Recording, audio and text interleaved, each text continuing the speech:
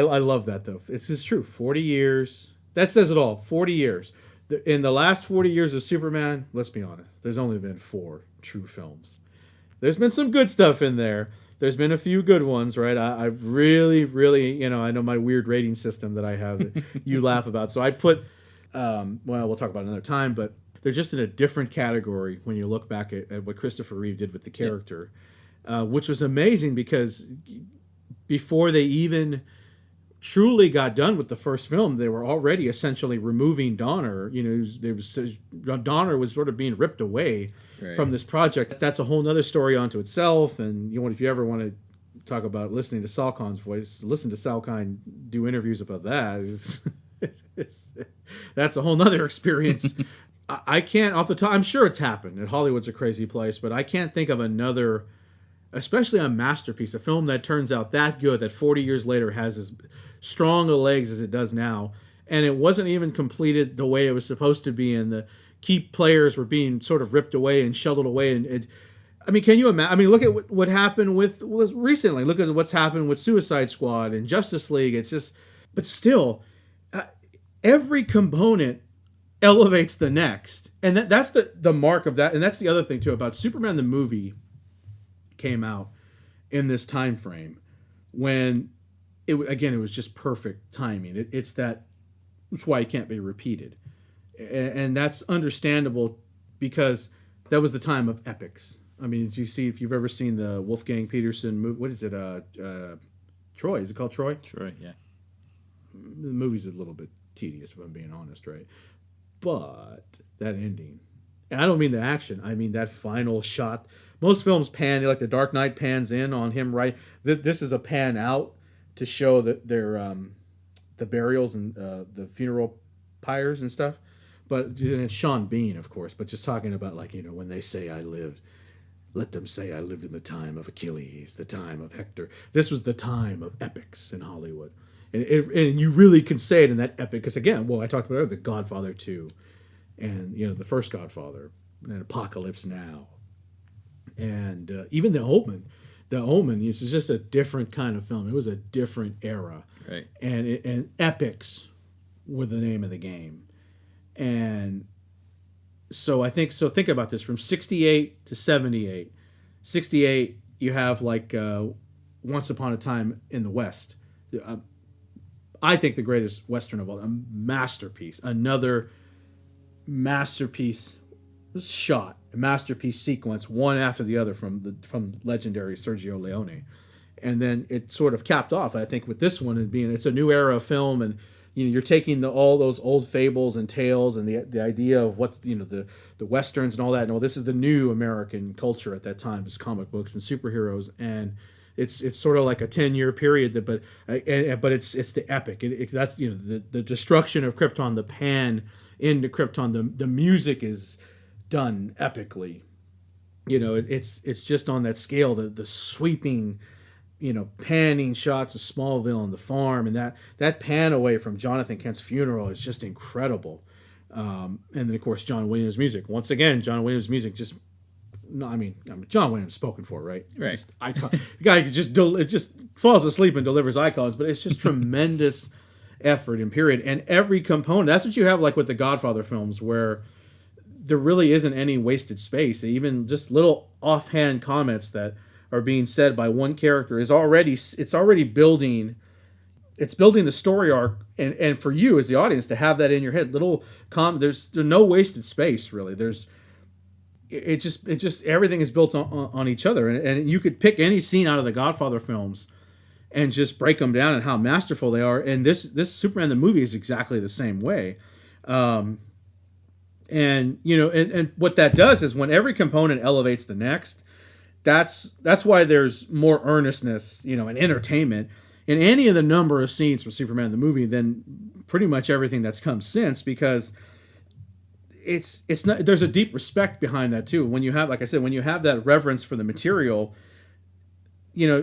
that scene in the Daily Planet, I was just laughing about the other day. And I always think about that when they first meet on the Daily Planet. The little things, Clark Kent sliding behind Lois Lane, and she perks up. You can watch it, figure it out. Just any more at home like you? No.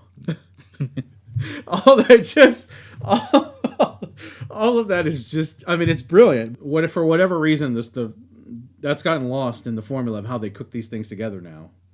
Think about that sequence between when Clark Kent goes in the Daily Planet, asking about Lois, and from there to when he winds up in Lex Luthor's lair.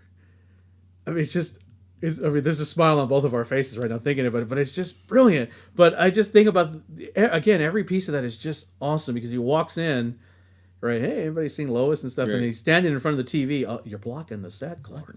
But what's on the TV is setting up that there's going to be this rocket test. That's, which is the rockets that are going to come into play with Lex Luthor and Superman later. And it's just, to set that up, there's like 7 different layers there, right? Because he's Clark Kent, he's goofy, he's standing in front of the thing, annoying everybody. Mm-hmm. This Clark Kent guy, he plays it like that effing guy in the office is how everybody would see him, right? But he steps away from it, and then again going into Perry White's office, and I just love that too. You know what you're lacking? Yeah, humility. Humility. Just. No one who has ever watched that with me has never not just broken into laughter with that sequence. I just remember that it's just something you're seriously lacking in, Kent. Humility. No, you got bags of humility, but again, he's in character and in character, right? Or the character's in character, because I'm trying to say, right. But even that though, you're furthering the characterization of Perry White and in the Clark Kent character. And then you use the classic Superman traits, like the super hearing, Lex Luthor's taunting nature that he always has had in the comics, and Gene Hackman, come on, Gene Hackman's got it right. Just tiptoeing away, and the Clark to the Superman change, and then John Williams' sheer brilliance is on full display throughout that sequence, because it's just, again, the music it's building up, and then it's sort of teasing you with the theme, and then it ratchets up, and then it's the kind of motifs within the soundtrack as he's whizzing by the buildings, and it's Superman, and then down in the street, and again it culminates in true Superman fashion, like it could have, pulled right out of a Superman content, from the Golden Age, right? I mean, it's just.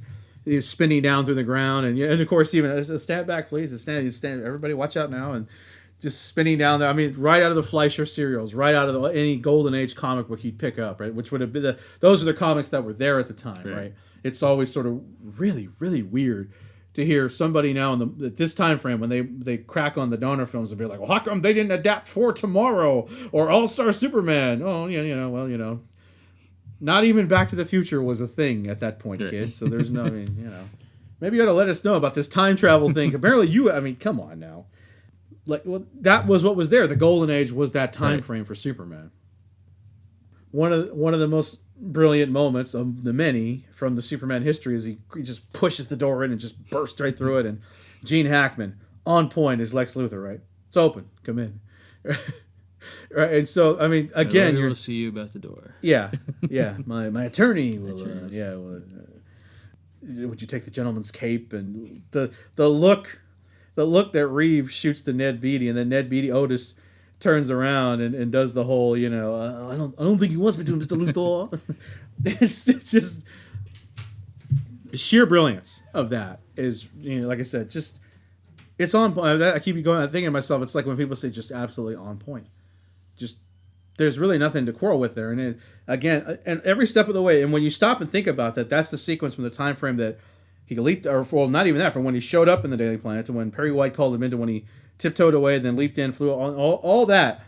Just a perfect use of the time with not a single thing could you look at and say, well, get rid of that. It just hurts the film or it hurts the characters. He doesn't fly by a window and Lois Lane was in her apartment boiling tea, and not to bring up anything, but again, by comparison though, there's not, you don't have that right in that original film, because everything there from Reeve on point, peak Lex Luthor with Gene Hackman, all that stuff with John Williams and everything, and that's maybe 5 minutes. I can't, probably way less than that.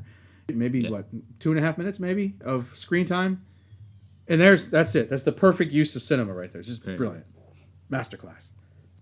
With several masterclass sequences still to go. Well, that's the missing formula, or that's the missing element in the formula as to why you have trouble with maybe, I'm sure there's a handful of scenes you could pick out of Batman vs Superman, or probably a million scenes that people would want to pick out of Suicide Squad. You didn't have that in the days because there was an emphasis on that type of thing back then. Right. There's nothing, I don't know, again, maybe it's a studio pressure thing, but there shouldn't be anything stopping somebody from going and doing that nowadays. You were talking about the credits. I mean, the credits are complex. You think of another movie where the credits are that complex on the front and the back, right? I mean, it's just a true epic for all time, from a time of epics, and it defined what it means for films to be that. And Superman the movie belongs to that, on top of everything that it's already got to deliver. It's everything it has to offer. So it really is the cornerstone moment for, I would say, adventure cinema and all that kind of. This is 78, so you're talking about precursor to Indiana Jones and all that kind of thing. So you just mentioned one of the scenes I took out of there. For me, it wasn't so much like all the different scenes. It was always just, I don't know, just a pleasure to watch Reeve on the big screen do his thing. One of my favorite scenes on that is always after the interview, after him and Lois talk, and then he comes into the room, and then she's like, oh, it's starting to go get ready, and then he takes off his glasses, and he has that moment where he's like, he contemplates, I'm gonna tell her I'm Superman. Just to see that on the big screen, I always love that scene, the little transition change from like he's slouched over as Clark, she turns her back, he all of a sudden straightens up, takes off his glasses, then just in his Superman voice is like, he starts to talk, and then she turns around, and then he just shrivels up, hunches back down, glasses. Yeah. I mean, I was, instantly changes it. And on the big screen. It's like, because he comes in all, golly gee, and then when she's in a daze, of course, but she sort of wanders off to, I don't know, do her makeup or something. Peak John Williams. Yeah. Perfect that. It's a beautiful scene. It's an absolutely beautiful scene. And the music is beautiful. The tone is, like you said, then you get that extra, you just cherish that extra bit from Reeve there. Like you said, I know, the straightening up and the, Lois, there's something I need to tell you. And I mean, darn it, I show her the time for life. I think we go for a hamburger or something.